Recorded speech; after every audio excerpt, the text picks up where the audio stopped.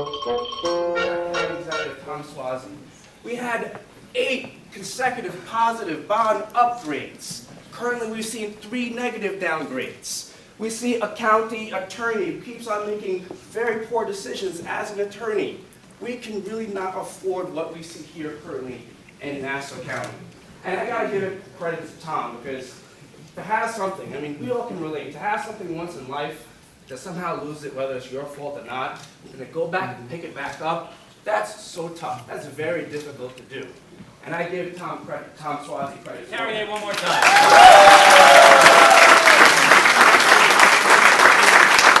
And let's hear for our chairman, Jay Jacobs. Jay, thank you very much. It's only March and he already has his October speech going. Let's hear it for Jay one more time. I don't want to get in trouble by thanking too many people. Thanks so much for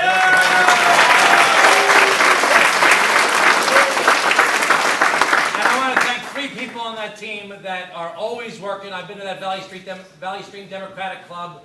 That's what you need to have, an organization, a location where people get together. It's fun, they're friends, they do things together. It's a wonderful, permanent thing here in Valley Stream. And let's give some big thank yous to Bob Young,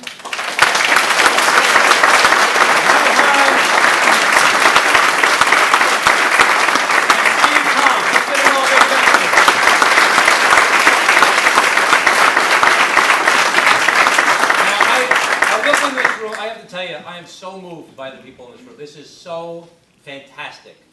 We had an event up in Glen Cove, was it last week? Last week.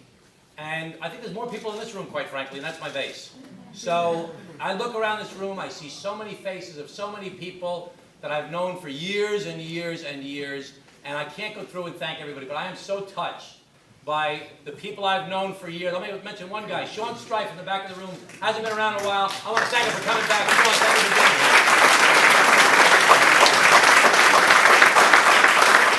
I want to thank all the people that have been doing the work for so many years, who've done such a fantastic job. And I want to thank the newcomers in this room, people who've never been to this type of meeting before. Thank you so much to all of you. It makes me feel good that I made a good decision to run for county executive again. Running. And I'll tell you some of the what happened in this process. First of all, our chairman, Jay Jacobs, was 6 months ago, 3 months ago, 6 months ago, started encouraging, you should run, you got to run. I don't know, I don't think I want to go back again, I got to do what I got to. I've been watching the county for the past 3 years, okay? I made a promise to myself and to my family and to people, I got jobs in different places, that I wouldn't stay out for the 3 years. Number one, out of respect to Mangano, give him a chance to try and help the county, not be a whiner, let him have a chance to try and do the job. And also selfishly, because I had a job. I had a job where I was working, and I'm trying to make money to pay for my kids' college, which is not an easy thing to do. And I had to do my job. And I work at a big firm in the city where Vernon Jordan works. Who's ever heard of that name, Vernon Jordan? And he said, tend your garden, just focus on the things in front of you. Don't go out and do other stuff. He says, if you say anything anyway, you'll have to respond and then go back and forth, and you won't be able to do your job. So I took his advice. It was good advice. But I was getting very frustrated with what I saw happening in the county, all the good work we did undone by this administration, and just, irresponsible stuff. And Democrats in the legislature were doing a good job keeping track of it and trying to highlight it, but it's just not the same when it's not someone beating up the other candidate. So I started listening to Jay more and more, and he was very persuasive, I have to admit. And I said, why don't you run? I said, why don't you give up your job?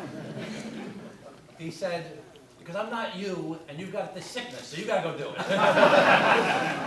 So I don't know if you follow, but I don't know if it was a month or 2 months ago, Young Democrats did a website called Let's Convince Tom Suozzi.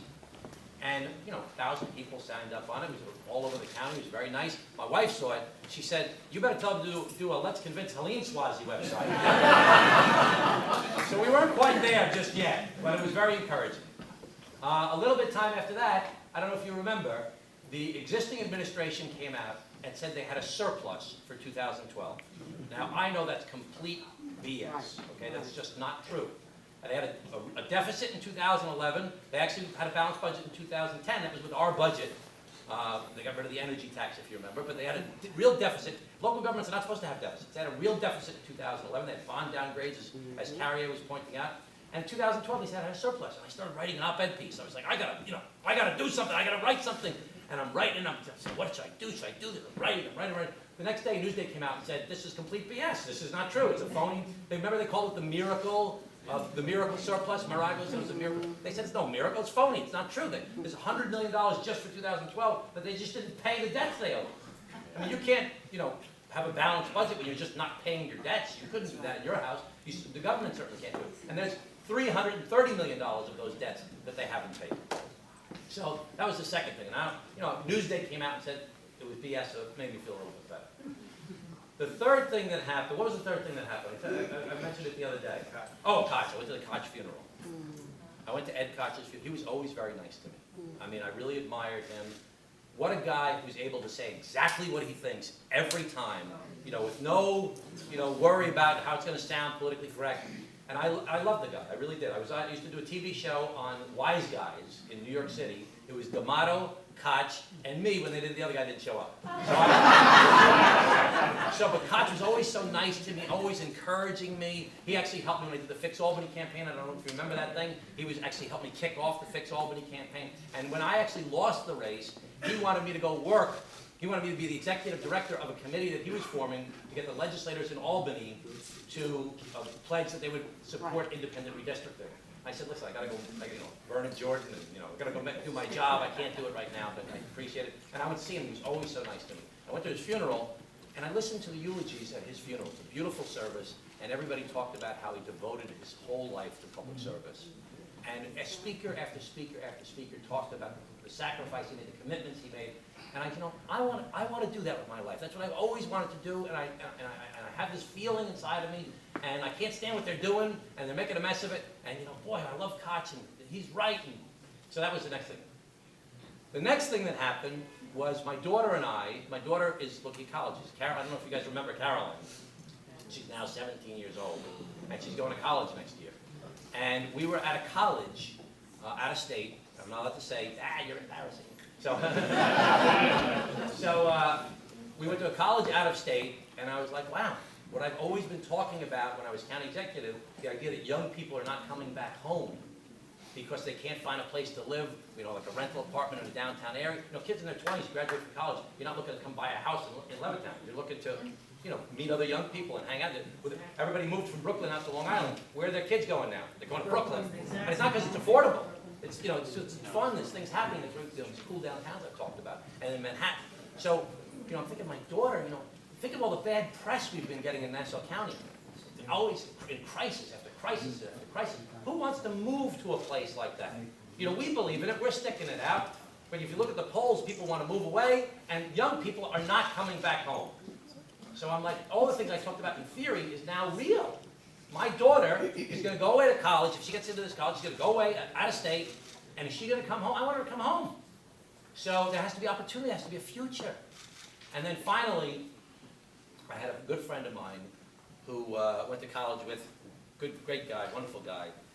And I'm talking to him about it. And he says, well, if this was 2001, would you do it? I said, oh, yeah, 2001, just go for it, throw caution to the wind, just go ahead and do it. I mean, you guys remember the race back in 2001, everybody was against me and us, and some of the people in the room with my opponent at the time, Tom Suozzi. He and I are good friends now. But I would throw caution to the wind, just go do it. He'd say, well, let me tell you, one of my favorite movies is Rocky III. And there's a scene in Rocky III, you remember Mr. T, Clubber Lang. Okay, it was the guy, it was the boxer that Rocky was supposed to go against. And Mickey, who was Rocky's trainer, had died. You remember, had a heart attack on the steps, but it was that.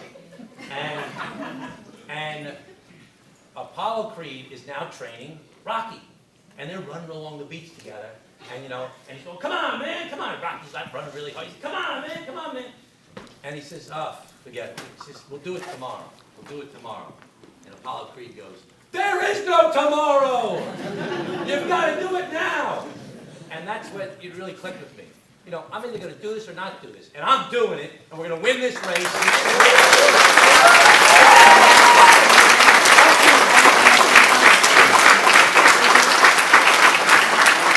I I blew it back in 2009, okay? I didn't work hard enough. I took the race for granted. I looked at the polls, they said nobody knew who the other guy was, and I was way ahead in the polls, and people were, I didn't realize how angry everybody was. If you remember, the president was very unpopular at the time. The governor, Governor Patterson, was very unpopular at the time. The Tea Party was we was just starting to hear about the Tea Party back in 2009. They were just starting to come up. And everybody was mad about the economy, everybody had lost their job, and the energy tax that we did, which was, we felt at the time was necessary to balance the budget, they used that as a campaign issue, and what happened? Nobody showed up to vote. Between everybody's anger and my poor job at running the campaign, nobody showed up to vote. 100,000 less people showed up in 2009 than showed up in 2001. 50,000 less people than showed up in 2005 when I ran against Greg Peterson. 100,000 less people showed up. And I blew it. I didn't work. I didn't spend all my campaign money. I didn't have my eye on the ball. I want you to know something. I'm in a place right now where I'm going to work my brains out, and I need your help to do it with me.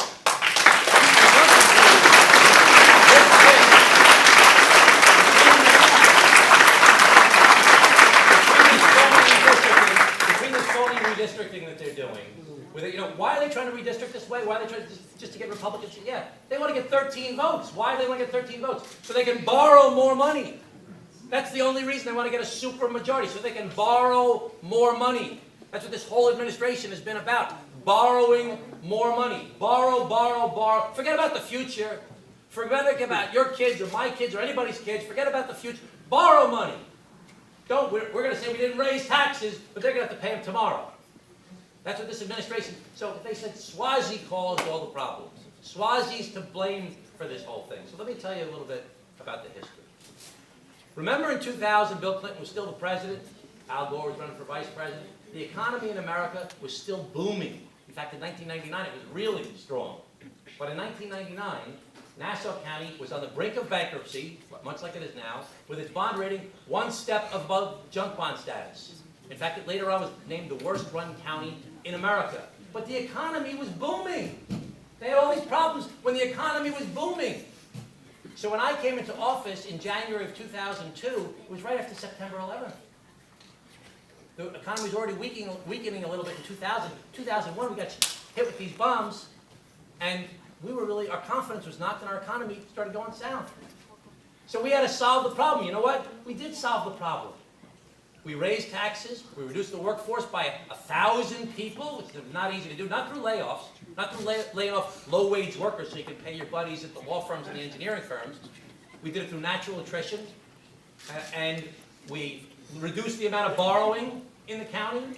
We did what we called smart government initiatives, and you remember all the fights I used to have with the police union. It was like, over the top every day. They flew a plane over Jones Beach and said, Tom Suozzi, good for the bad guys, bad for the good guys. That was really a fun day at the beach with my kids. Caroline said, Daddy, why are you good for the bad guys? Because you're laughing, I'll tell you this, I've told this story before, but I said to her, remember we went to go see the movie Spider-Man? And Spider-Man was always doing the right thing, but in the newspaper they would write bad things about Spider-Man, even though he's a good guy. I said, Daddy, just like Spider-Man.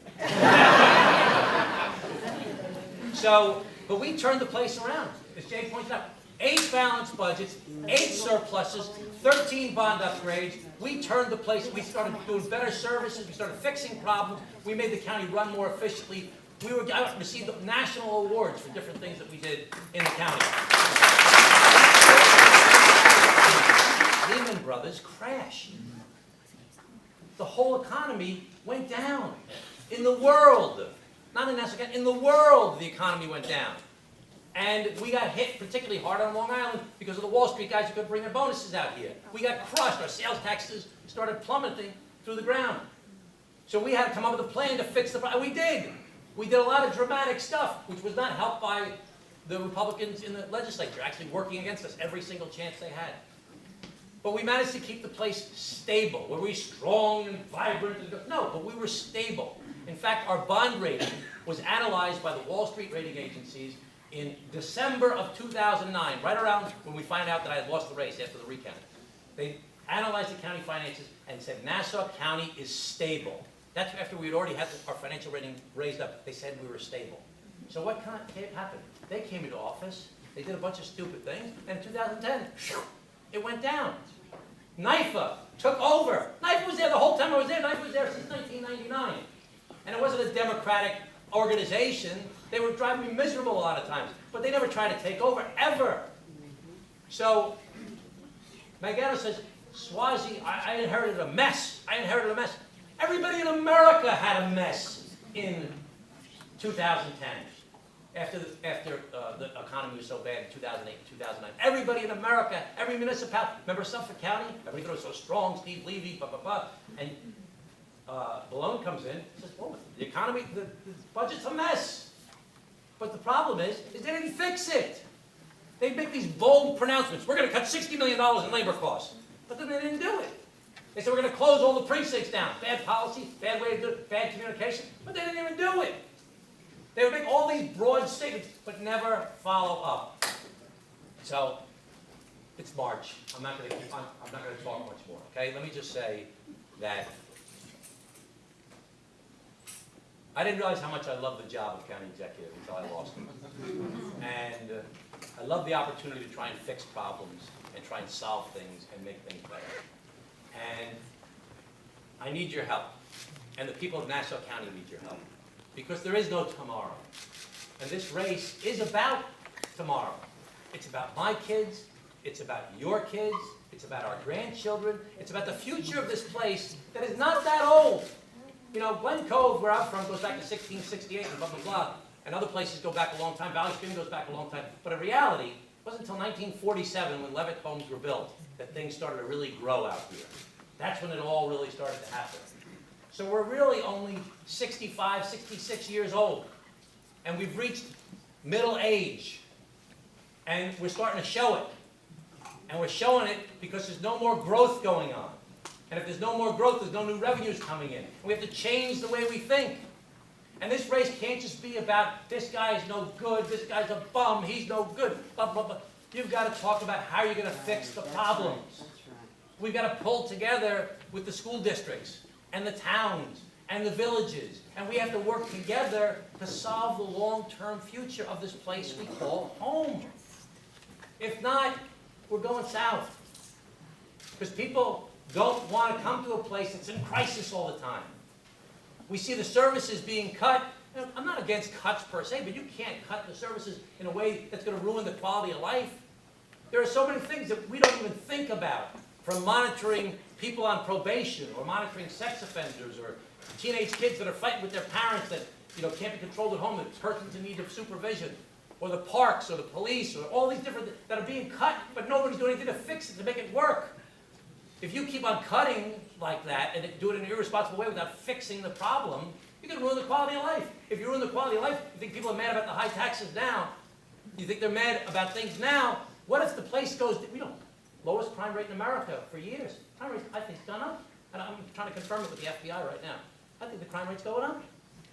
If you start to see longer and longer lines at the social services department, that's a problem for the quality of life in the long term. There's too many people suffering. Amen. We have to keep on working to make this place better. And we don't have to give up. This is a fantastic place. We're right next to Manhattan. Manhattan, New York City was dead in the 1970s and 80s. And guys like Koch and then Giuliani and then Bloom, they turned the place around. We've got to do the same thing. We have to have a vision for this place, for the future, that makes it better. And there's no reason it can't be better.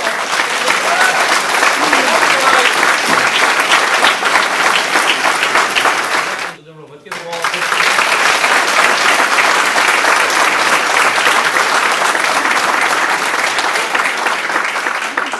What's the reason we send our young men and women off to foreign places to die? What is it about? It's supposed to be about defending this way of life that we have. That's why people's lives are cut short, because they're defending our way of life. You know what this is about? Politics. Everything politics stinks. It's so rotten. Everybody's so bad. That's what it's about. It's about democracy. It's about we're going to work as hard as we can because we believe we've got the right ideas and the right people on our side, and we're going to beat the guys who have the bad ideas out there. And it's not enough to say, that guy's a bum, and he raised taxes, and he's the... Tell me how you're going to fix the problems. And during the course of this campaign, we're going to talk about how to fix the problems.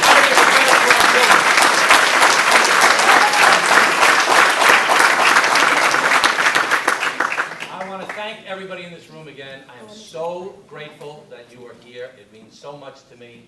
I ask you a favor, you gotta only do fist bumps tonight. I'll tell you why later. But I want to thank you so much. I'm so grateful to everybody in this room. It means so much to me. There are young people in this room. There are senior citizens in this room. There are people who have been around for a long time and people that are brand new to this thing. We've got to run a county-wide coordinated campaign, running with our legislators to try and get the majority, and running with our other countywide candidates for controller and for DA and for county clerk. We've got to run together as a team to make our homes the best it could possibly be. Thank you so much. I'm so grateful.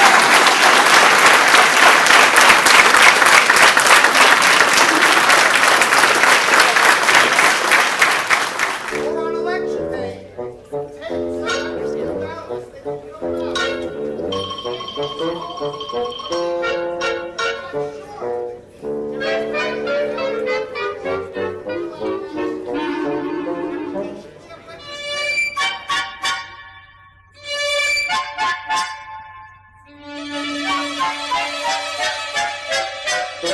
enough.